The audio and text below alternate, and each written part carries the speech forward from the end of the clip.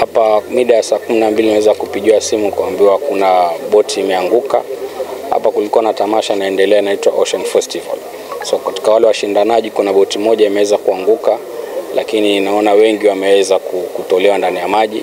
Lakini mpaka sasa tumeitisha orodha ya wale walikuwa wana participate katika haya mashindano ili tujue kama ni wote wametoka kama kuna wengine wamebaki hapo ndani. Pengine sofa ilikuwa ni watu wangapi?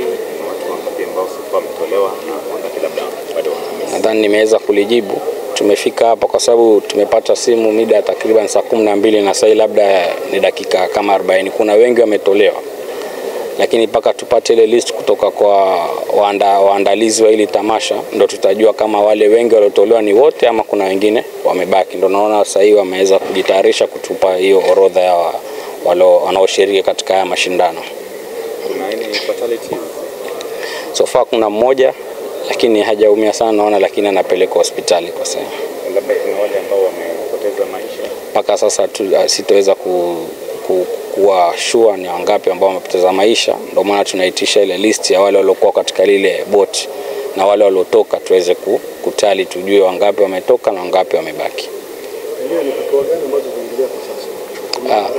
Kuna hatua yoyote ya kujaribu kufanya hatua ambayo inaendelea? Hatua kwa sasa kwa vile ni usiku tumeweza kuwasiliana na Kenya Coast Guard ili waje, na kama tutaona katika ile orodha kuna wengine bado hatujawaona watatusaidia ili waweze kufanya hatua ya kuweza kuokoa ambao watakuwa wamebaki kwenye maji.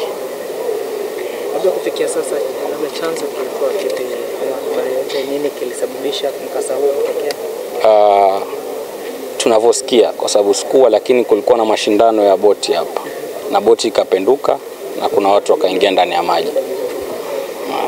Na pengine hao walioathirika hamjawahi kubaini jamaa zao ambao wako hapo ambao wamepotea kabisa?